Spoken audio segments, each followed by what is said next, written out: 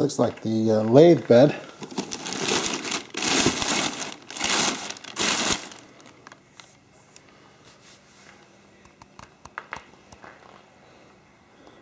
It's got the motor assembly down in there. And I think that's the variable speed drive down there. Pretty substantial. This is the 12-inch version. There's another box that comes with it for the headstock, and also a couple of more boxes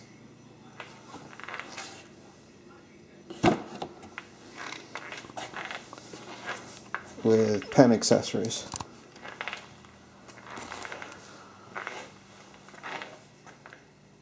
A tray that will hold your chisels, and it goes on the back of the lathe. And this had this paper here. Inside this slot there's a Phillips head screwdriver.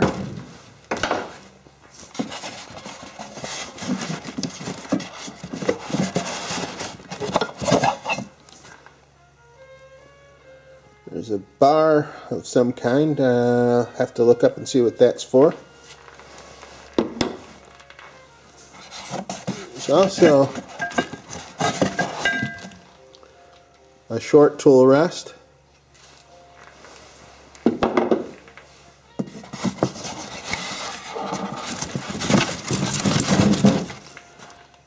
And a long tool rest. So both have the shafts protected with a piece of paper and or a piece of plastic and a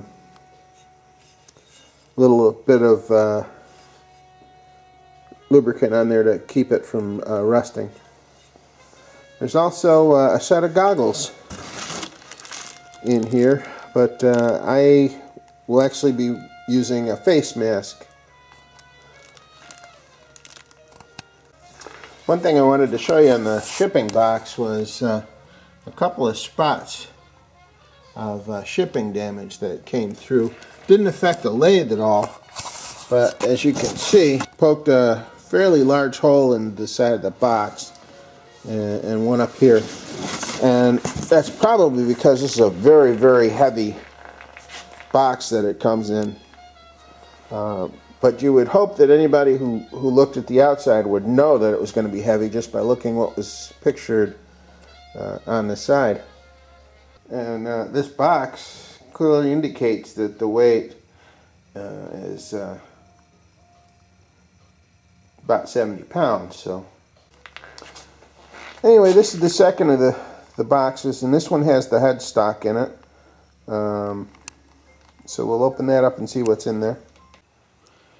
Okay, the second box that we've got is with the headstock and the contents, and it's about 35 pounds according to the information on the side of it. And let's open it up and see what we have inside.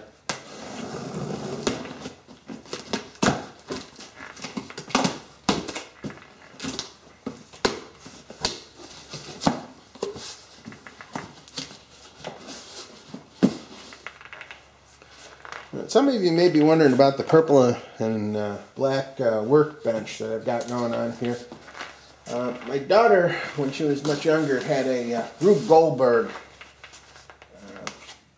assignment. And this was the base table of their project. And they won that year. This is a perfectly good table, and so I never threw it away. And just recently I decided when I was going to set this up, I'd set it up here and finally use the thing.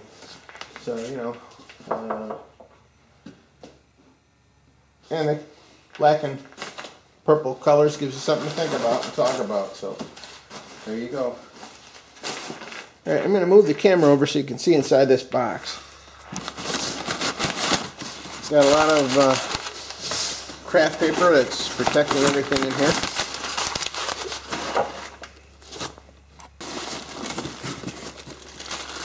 This is a packet with a live center. in it, some knobs of all kinds, Allen wrenches and other hardware. We'll look into that in a bit.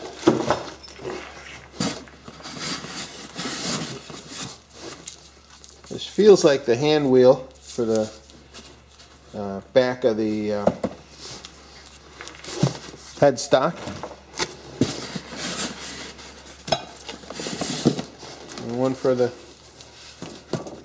tailstock.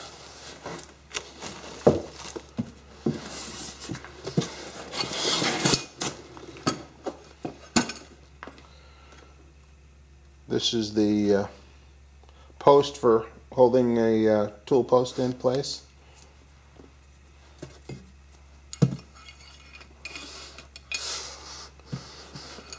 It's going to be lever operated.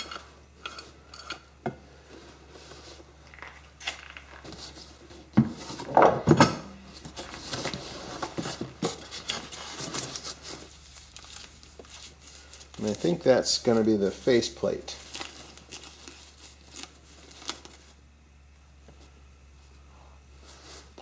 Got holes already drilled in it, and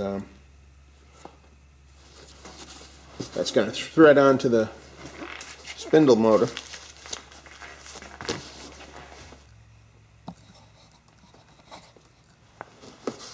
It's going to be the tailstock. I don't know what the Morris taper size is on this, but I'll find out. I think it's either Morris taper 2 or 3.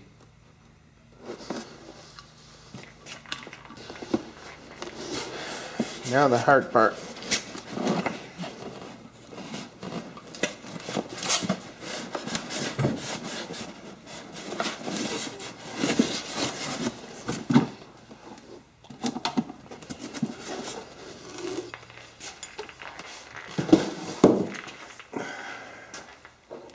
That's the headstock of the unit.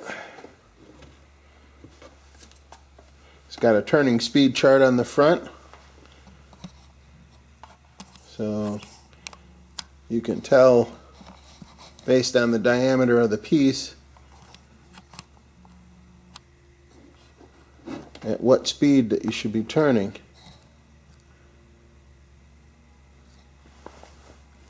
It's also got a spindle speed indicator tachometer.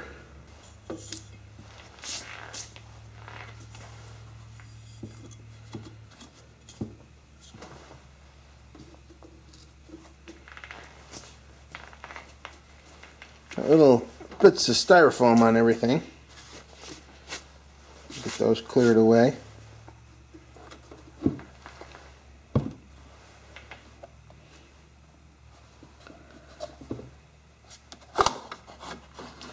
And this lifts up, comes off. There's the belt, the timing belt inside that'll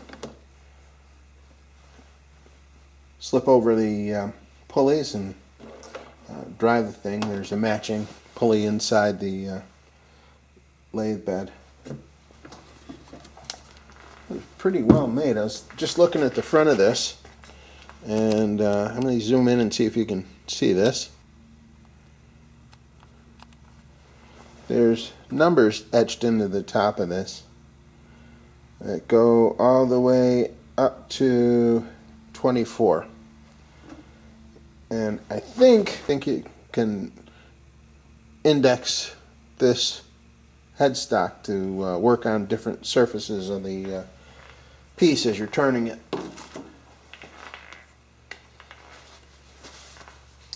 And if I read the manual, I would know for sure.